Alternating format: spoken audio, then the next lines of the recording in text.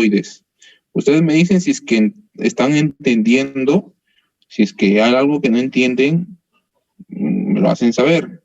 O de repente la forma de la presentación también no es la adecuada para ustedes, me lo hacen saber. Pero no sé, espero que sí lo entiendan, a pesar que estamos en un momento de repente un poco más cansado para ustedes, pero con toda la buena intención se hace para que ustedes puedan tener un panorama de estos temas, ¿ok? Sí se entiende.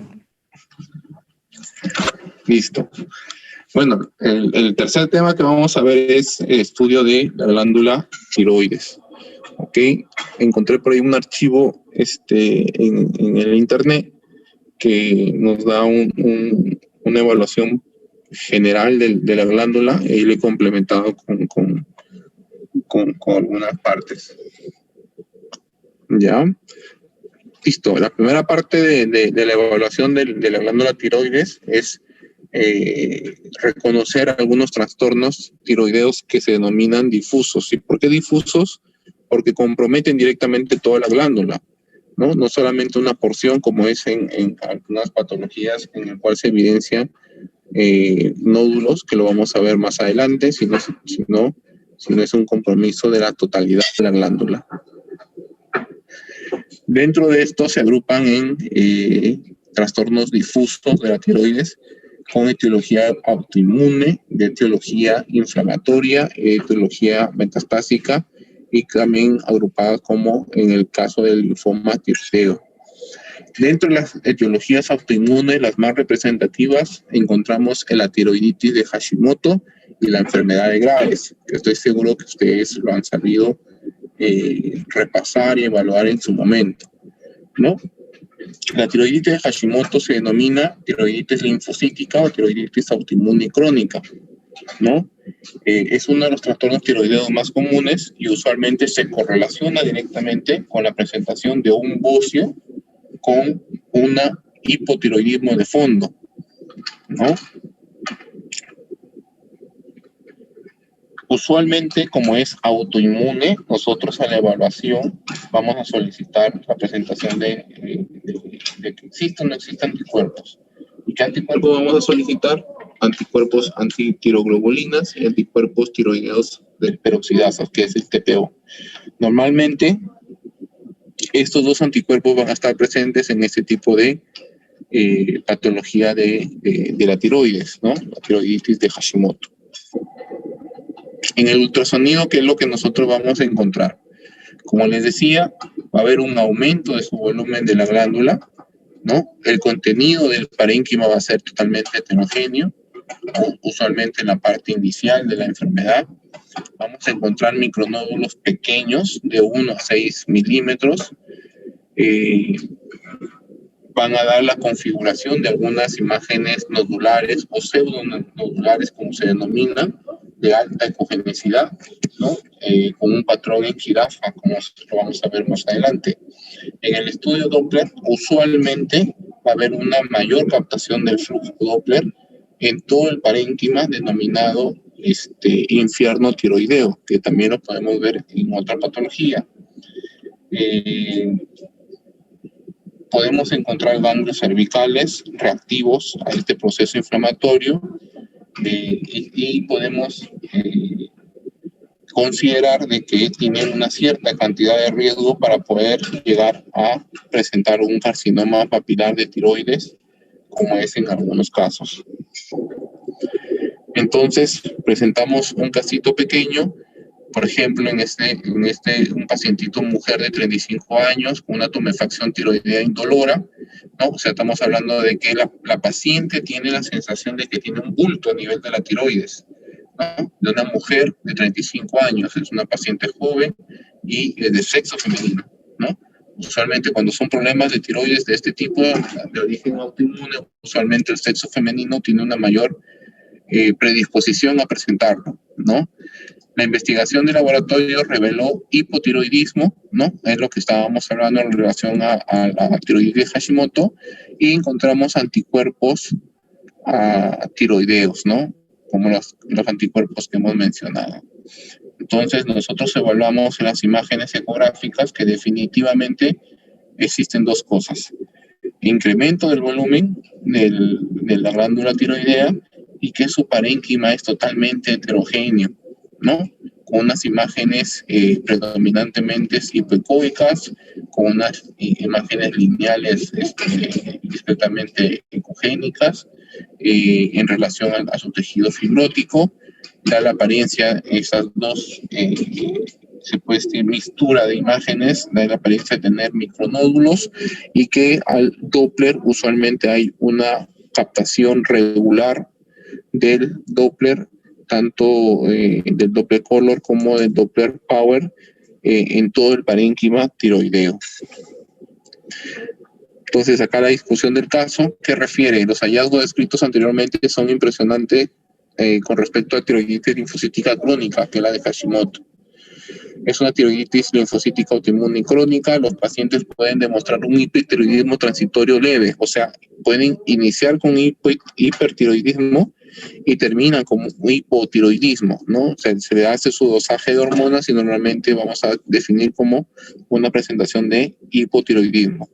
La ecografía muestra una glándula heterogénea, que es lo que hemos visto, lobulada, agrandada, con presencia de algunos nódulos hipoecoicos, ¿no? Que es lo que también hemos visto, con presencia de imágenes laminares de aspecto fibrótico, que también es lo que hemos visto en este tipo de imagen, ¿no?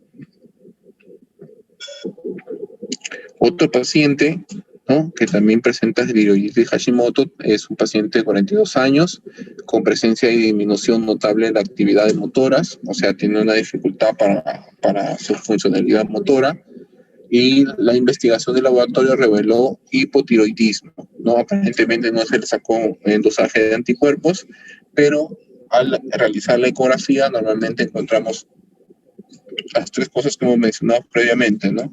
Incremento del volumen de la tiroides, un contenido heterogéneo de la tiroides con presencia de imágenes presuntamente micronodulares e un incremento de la captación del flujo Doppler en todo el parénquima tiroideo, ¿no? Ahí está la descripción, que es lo que estábamos mencionando. Otro caso de una mujer de 35 años con signos y síntomas de hipotiroidismo. Acuérdense, Hashimoto se relaciona directamente con hipotiroidismo, ¿no? Inicialmente se puede presentar un hipertiroidismo, pero al final se da de fondo con la presentación de un hipotiroidismo. En otro centro de radiología se reportaron múltiples nódulos y se recomendó la PAF, ¿no? O sea, punción con aguja fina. Entonces, al modo 2B se evidencian unas imágenes nodulares distintas, ¿no?, a las anteriores. Esas son las imágenes pseudonodulares con una presentación de jirafa, ¿no? En todo el parénquima pulmonar. Y esto está en relación directamente con una mayor vascularización en su parénquima. Es por eso que al flujo Doppler, tanto Power como Color, tiene una mayor captación a diferencia de los casos anteriores mencionados.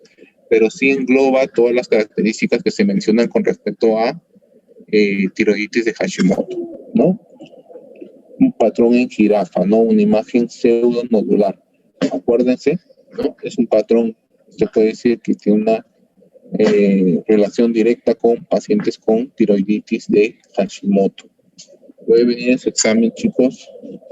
La segunda enfermedad que deben considerar del grupo de las etiologías autoinmunes es la enfermedad de Graves, ¿no? O denominado enfermedad de Graves-Basedow, ¿no?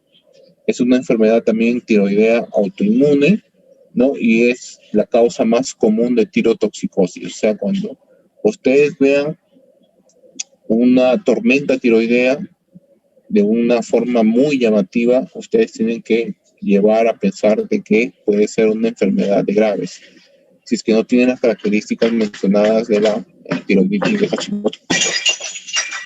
Tiroiditis de Hashimoto que estamos mencionando anteriormente. Un ratito, chicos.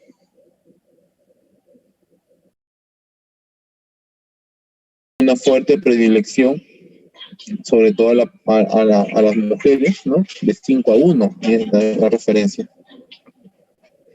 En patología, es el resultado de una estimulación dirigida por anticuerpos del receptor de la hormona estimulante de la tiroides con la producción y liberación resultante de T3 y T4. En la serología que nosotros vamos a evaluar directamente, el TSH va a estar disminuido, el T4 y el T3 libre, elevado, ¿no? Va a haber anticuerpos de receptor de TSH positivos en este caso, ¿no? En el ultrasonido, ¿qué va a resaltar? Va a resaltar la hipervascularidad, ¿no? Va a haber un interno tiroideo bien llamativo,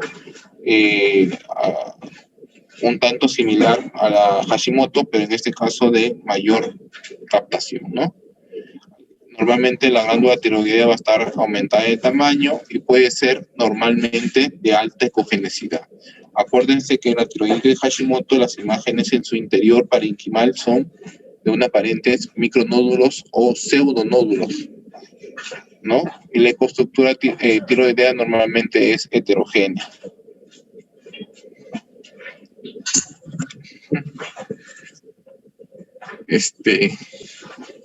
Ok, vamos a ver las imágenes. Pasamos a ver la imagen ecográfica. Como ustedes pueden ver, el parénquima es heterogéneo, ¿no? Discretamente heterogéneo, de una poquito mayor ecogenicidad a comparación con la tiroiditis de Hashimoto, ¿no? Déjame. Y la captación del Doppler normalmente es más llamativo a comparación con la de Hashimoto, ¿no? Acuérdense que siempre se presenta con mayor predilección por la parte de sexo femenino. Sí se puede diferenciar con la ecografía de Hashimoto, yo pienso que sí. En los dos incrementa el volumen, pero el parénquima es diferente. Y es mayor captación del flujo Doppler en el caso de la enfermedad de Graves. ¿Ok? Esas dos enfermedades son las enfermedades autoinmunes más representativas y son las que ustedes tienen que tener en cuenta frente a la evaluación de enfermedades autoinmunes de la tiroides. ¿Ok? Un casito, paciente mujer de 30 años con taquicardia, exostalmos y bocio, ¿no? Exostalmos se dan en el pacientes hipotiroideos, ¿no? La química, el TSH de 0.00, el T3 de 15, el T4 de 23, bueno, dentro de los valores están normalmente elevados, pero la característica del parénquima tiroideo es discretamente heterogéneo, ¿no? De mayor volumen, y la tormenta tiroidea clásica, ¿no? Bien evidente a nivel del estudio por Doppler. Bueno, la discusión, ya ustedes lo repasan, y pasamos al segundo grupo, que es la de etiología inflamatoria. Dentro de ellos encontramos, se puede decir tres, ¿no? Vamos a hablar específicamente del primero, que viene a ser la enfermedad denominada o tiroiditis de Kervain.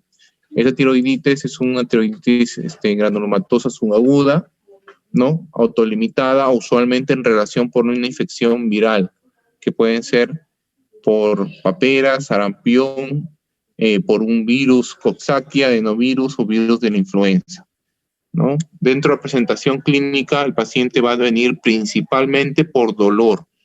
Va a tener dos cosas, dolor a nivel del cuello y va a tener disfagia, ¿no? El paciente puede venir con taquicardia, intolerancia al calor y palpitaciones, ¿no? Clásicos de características de un paciente hipotiroideo. En el ultrasonido nosotros vamos a poder observar el aumento del tamaño de la glándula, el parénquima va a ser más hipoecoico y podemos evidenciar algún tipo de colección dando referencia a la presentación de un absceso. En realidad es una infección, ¿no? Es una infección del parénquima tiroideo, presentando en algunos casos abscesos, ¿no? Como es en este caso, ¿no? Una imagen aparentemente nodular, ¿no? Distorsionando todo el parénquima de la tiroides, con presencia de reactividad periférica en relación a un proceso inflamatorio. Se le aplica el Doppler y no tiene captación, ¿no? Entonces, definitivamente es un absceso, y más aún si tiene una correlación de un paciente que ha tenido alguna infección viral, muy probablemente sea esta patología inflamatoria de la tiroides, ¿no? El paciente va a venir con dolor del cuello y con odinofagia. En este caso no hay predilección por el sexo, ni masculino ni femenino, a diferencia de las autoinmunitarias que tienen predilección por el sexo femenino. ¿Ok?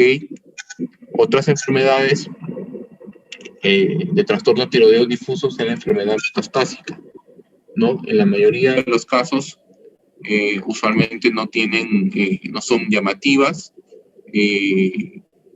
son frecuentes con afección tiroidea, como es el carcinoma anaplásico de tiroides, la metástasis por melanoma, el carcinoma renal, el carcinoma pulmonar, el colorectal, el de mama y infiltración linfomatosa.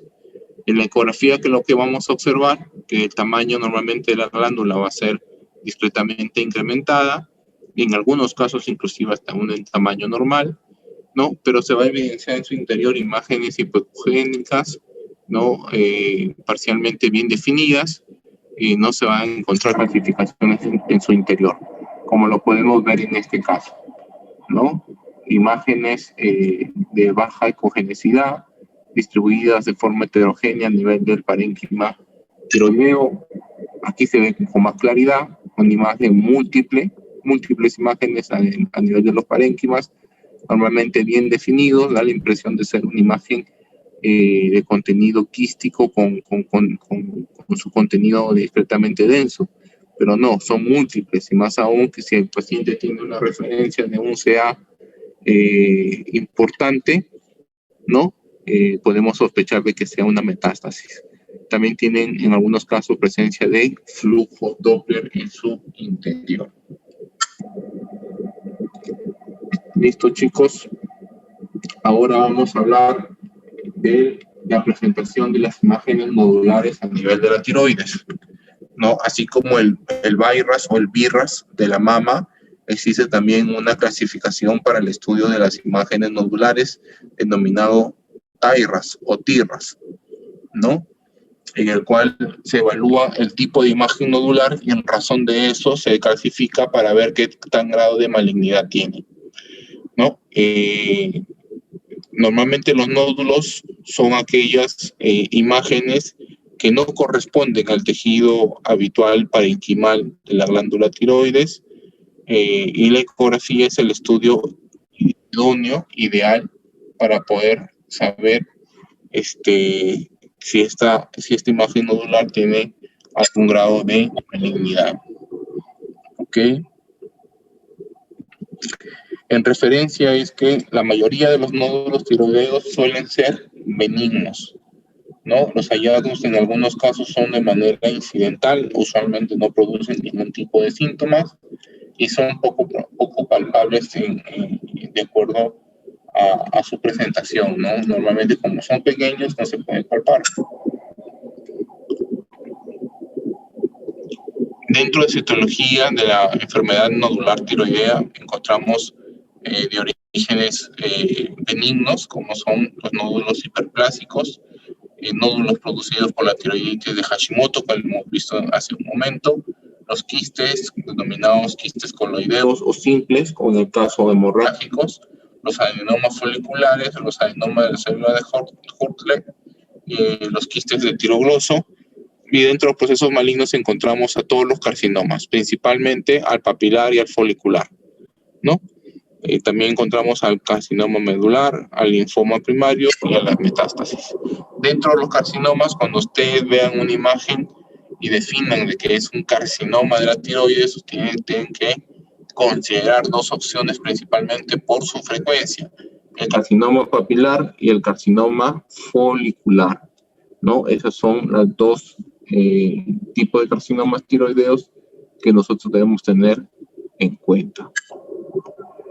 ¿Ok? Factores sugestivos de malignidad en un nódulo tiroideo: el paciente que ha tenido radiación previamente a nivel de la cabeza del cuello, que tenga alguna historia familiar de algún carcinoma papilar o medular, que la edad sea menor de 20 años o mayor de 70 años.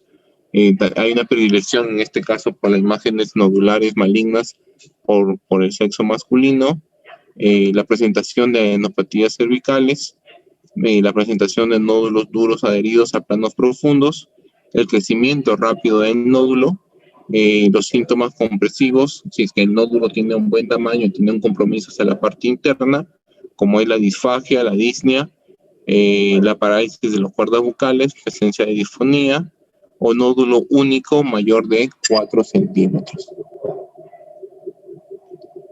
Bueno, la utilidad de la ecografía es la utilidad que nosotros sabemos para ubicar el nódulo, para ubicar su orientación, si es que existe algún nódulo oculto, si es que existe extensión del nódulo a los tejidos periféricos, ¿no? Y también para poder guiarnos, para poder hacer el estudio por patología por PAF, ¿no? Este es un cuadrito que ustedes tienen que tener en cuenta y muy probablemente de aquí salga una pregunta para el examen.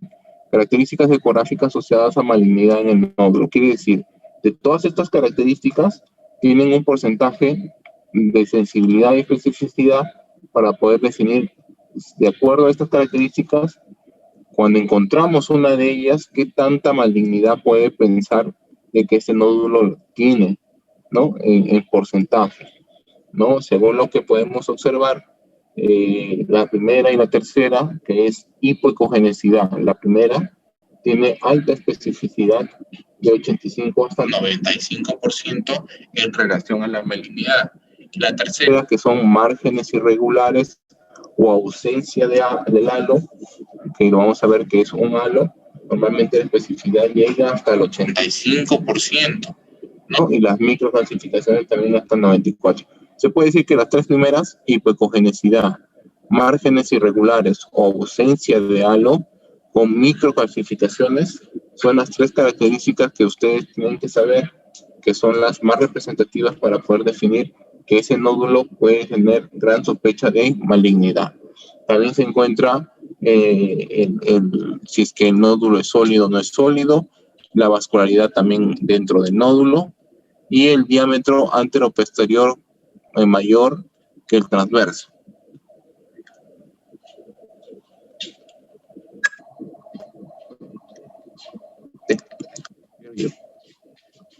¿Ok? Entonces, dentro del TIRAS existen 6 divisiones.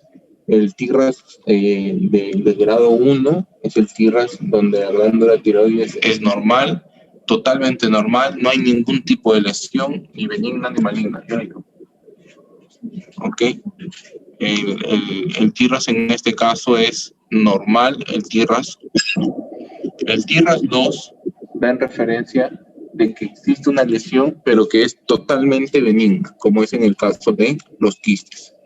El TIRAS 3, que el nódulo tiene características probablemente benignas, ¿no? Tienen un grado menos del 5% de malignidad, ¿no? Se puede considerar en relación a pacientes que tienen algún factor de riesgo, como antecedentes familiares, que haya sufrido alguna irradiación, el sexo masculino mayor de 45 años. Ya el TIRAS 4A y 4B tienen ya un grado de malignidad mayor del 5%. Sobre todo el 4B llega a un grado de malignidad inclusive hasta el 80%. Entonces, es un nódulo de sospecha alta, se puede decir el 4B. El 4A es un nódulo de sospecha baja, ¿no? Entonces, el TIRAS 4 se puede decir ya que es un TIRAS en el cual podemos considerar una sospecha de malignidad de moderado a alta sospecha con respecto a la imagen que estamos evaluando. El TIRAS 5 es un nódulo compatible con malignidad, o sea, tiene signos específicos de malignidad por medio de la ecografía, y el TIRAS 6 ya es un nódulo definido totalmente categóricamente maligno, ya definido directamente por la biopsia. Entonces, dentro de los hallazgos que nosotros debemos de hacer, así como ocurre en el VIRAS, ¿no? Es hacer la evaluación del nódulo de acuerdo a su tamaño, de acuerdo a su número, de acuerdo a su forma, a sus márgenes, a su ecogenicidad, a su componente quístico, a sus calcificaciones y a su vascularización.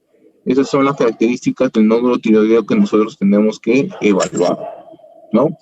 De acuerdo al tamaño. Da referencia de que pueden existir varios nódulos y no nos da la posibilidad de que mientras más nódulos haya, más malignidad puede tener. No, con el simple hecho de que exista un nódulo, tiene una relación similar de malignidad con respecto a la presentación de varios nódulos, ¿no?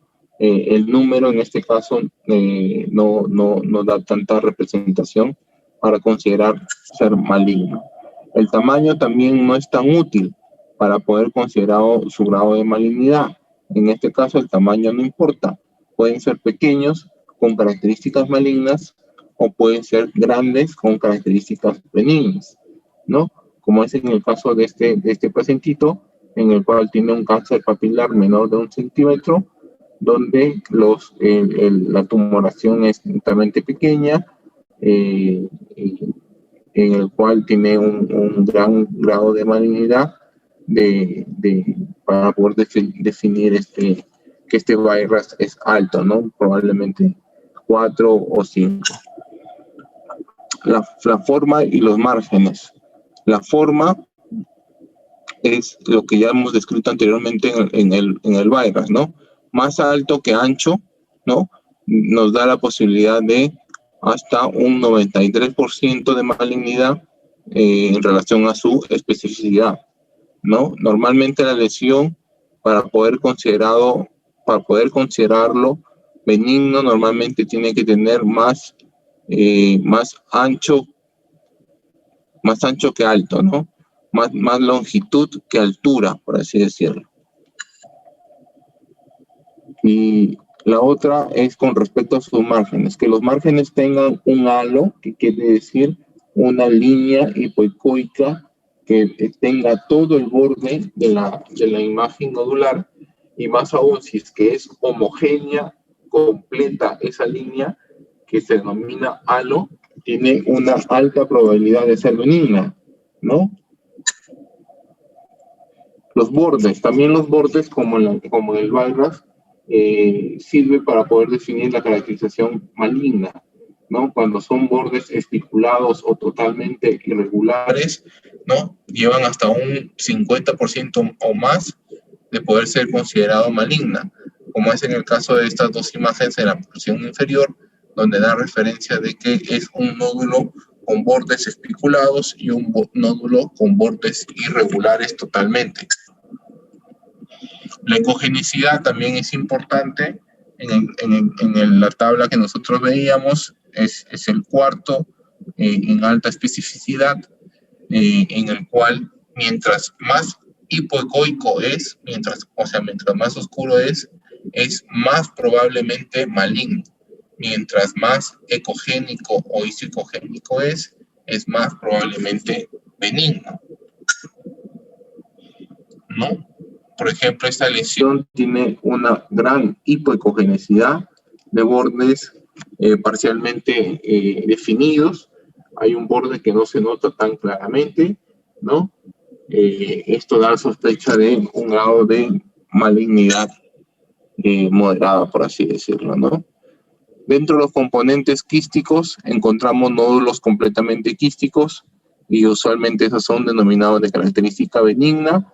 Usualmente son nódulos quísticos de aspecto coloideo, pero hay otros nódulos quísticos que contienen un contenido aparentemente sólido, ¿no? Son nódulos usualmente complejos, como es en el caso de esta imagen, ¿no? Con componente sólido periférico, en el cual nos lleva a pensar de un alto porcentaje de posibilidad de hacerse maligno.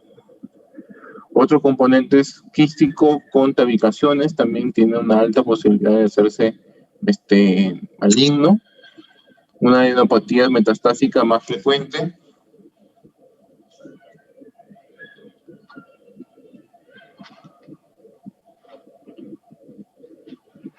Podemos evidenciar a los linfonodos con una alteración en su forma, y ya no tienen esa característica de ser mayor longitud que altura. Usualmente pueden transformarse inclusive a ser redondeados o de mayor altura que longitud. Esos son los clásicos patrones espongiformes, ¿no? Los nódulos espongiformes, que son nódulos normalmente benignos, ¿no? Que da la impresión de tener un contenido multiquístico con tabicaciones en su interior, con presencia de algunos puntos ecogénicos en relación a calcificaciones, ¿no? Las microcalcificaciones, que es lo que mencioné en la tabla, cuando son menores de 1 milímetro, son denominados cuerpos de Samoma, están en relación directa con algún tipo de carcinoma, como es en este caso, carcinoma papilar con microcalcificaciones. Y las macrocalcificaciones, denominadas cuando son las calcificaciones mayores de 1 milímetro, con sombra acústica, ¿no? Tienen doble riesgo de malignidad. Las calcificaciones centrales groseras, calcificaciones amiloideas, aparecen en el carcinoma medular y pueden estar presentes también en otro tipo de carcinoma. Las calcificaciones groseras que dejan sombra acústica posterior, como es en el caso de estas dos imágenes, donde da referencia de calcificaciones en su interior del nódulo. Otras calcificaciones en cáscara de huevo, donde el grado de malignidad está en relación sobre la pérdida de la pared de la cáscara de huevo. Cuando es más uniforme, homogénea y completa, se puede decir que tiene menos grado de malignidad.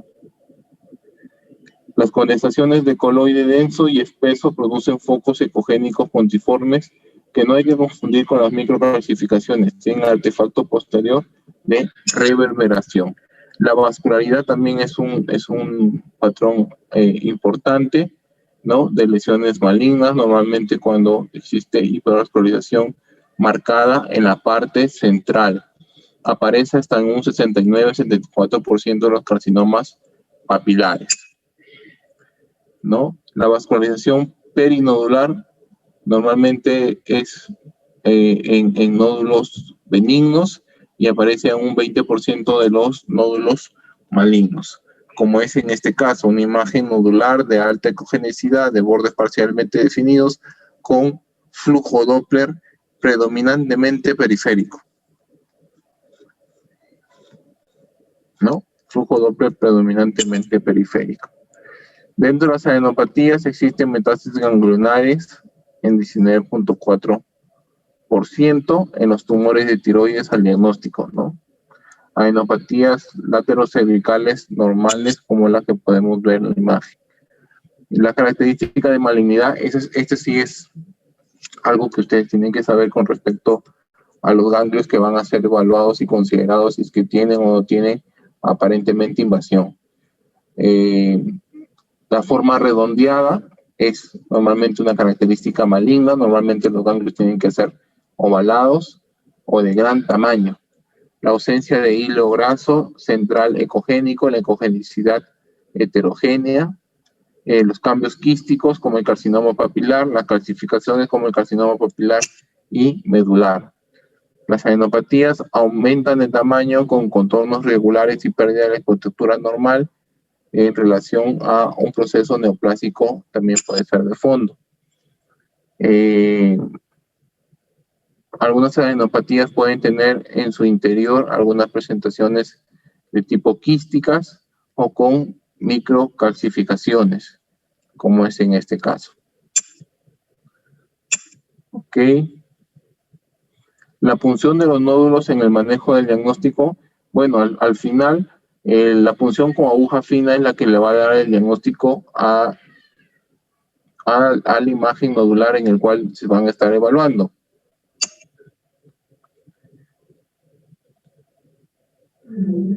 En este caso, vemos una imagen ecográfica de un nódulo en el momento que se realiza la punción con aguja fina, ¿no? Se observa básicamente a nivel de la flecha el punto que indica la proyección de la aguja. La característica ecográfica de benignidad de un nódulo tiroideo son, esto es lo que ustedes tienen que tener en cuenta. Pregunta de examen. Que el nódulo sea quístico, sin área sólida, es benigno. Que el nódulo sea hiperecogénico, tiene características benignas.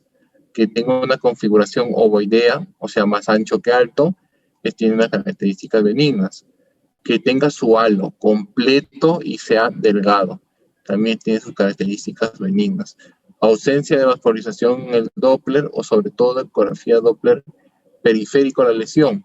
También son características benignas. Vascularización Doppler periférica es lo que he dicho. La multinodularidad también da la apariencia de ser características benignas y la calcificación en cáscara de huevo o calcificaciones gruesas también nos da la característica de ser benignas. Estas características que vamos a mencionar son las características que nos llevan a pasar de ser malignas. El nódulo infiltrativo, calcificaciones pequeñas, ¿no? Denominados samomatosas, un quiste complejo, ¿no? Con contenido sólido en su interior, vascularización central, vascularización desordenada, ecoestructura heterogénea, lesión solitaria, presencia de enopatías en el cuello. Presentamos algunos casos como es el siguiente. Mujer de 27 años que acude por bulto en el cuello. A la palpación tiroidea se observa pequeña zona nodular en hemitiroides derecho, blanda, fluctuante, no adherida a los planos profundos. No clínica ni analítica sugestiva de hipertiroidismo. ¿Qué diagnósticos de elección? ¿Qué método de diagnóstico de elección elegiría? La ecografía definitivamente es el primer procedimiento para hacer un estudio de tiroides. ¿Qué hallazgo con respecto a esta imagen ecográfica? La ecografía muestra una masa sólida ecogénica con halo periférico, ¿no? Sugestiva de adenoma folicular. ¿Qué estudios complementarios? Se pediría nuevamente una ecografía Doppler tiroidea. Se administra la ecografía Doppler encontrándose una imagen con flujo Doppler tanto en su centro como en su periferia. Entonces, el 80-95% de los nódulos adenomatosos hiperplásicos muestran vascularización periférica. Del 70-90% de las lesiones malignas del tiroides se evidencia vascularización interna, con o sin componente periférico. El método diagnóstico más adecuado definido en cualquier patología tiroidea es el PAF. El PAF no es diagnóstica en el adenoma tiroideo folicular. El diagnóstico diferencial entre el adenoma tiroideo folicular y el carcinoma folicular tiroides viene dado por la invasión tumoral vascular de la cápsula perinodular. Mujer de 54 años con diagnóstico de tiroiditis de Hashimoto en la que se palpa un nódulo en el hemisferio tiroideo izquierdo, que se realiza una ecografía de tiroides. La prueba de diagnóstico de elección para determinar la naturaleza benigna o maligna de un nódulo tiroideo es la ecografía. Nos permite ver qué tipo de nódulos se encuentra, el tamaño, el contorno, la existencia de microtúbulos, las calcificaciones, el aspecto del parénquima tiroideo, la enopatía y la vascularización. Entonces, ¿qué es lo que nosotros vamos a ver? Una imagen hipoecogénica con contornos bien definidos de probable contenido coloideo compatible con nódulo quiste benigno. Estructuras pseudonodulares por la presencia de tabique hiperecogénico, pequeños quistes coloideos menores de 1 centímetro en hemitiroides derecha. Aumento difuso de la glándula tiroidea, vascularización ecodoppler de las características normales. El hemitiroides izquierdo, 2 nódulos en el polo inferior de contornos bien definidos sin cápsula. Uno mide 1.7 centímetros y ecogénico, el otro 13 hipecogénico con algunas lagunas quísticas en su interior, ¿no? El diagnóstico en este caso es un diagnóstico denominado tiroiditis de Hashimoto con nódulo tiroideo hiperplásico, ¿no? Es lo que estamos viendo en las imágenes, ¿no? Y otra patología fuera de las imágenes nodulares es la presencia de quiste del conducto del tirogloso, ¿no? Que son un tipo más común de quistes congénitos a nivel del cuello, usualmente ubicados a nivel de la línea media, ¿no? Los quistes del conducto tirogloso se presentan típicamente durante la infancia como una masa cervical fluctuante e indolora. La ubicación normalmente de los quistes, como les decía, parte del trayecto del conducto del tirogloso desde el agujero ciego hasta la glándula tiroidea. Aunque existe alguna ubicación infrayoidea, es más común. Por lo general se ubica en la línea media, hasta en un 70%, y usualmente por debajo del hueso ioides, ¿no? Y aquí podemos ver unas imágenes por tomografía, en el cual podemos evidenciar una imagen de aspecto quístico por debajo del hueso ioides sobre el cartílago tiroides, en el cual tiene un contenido hipodenso homogéneo en relación con un quiste. En este caso nuevamente vemos otra imagen, pero de menor volumen, da la impresión de tener un acceso hacia la parte interna del cuello. Y listo. Acabamos con glándula tiroides. Y ahora sí, el siguiente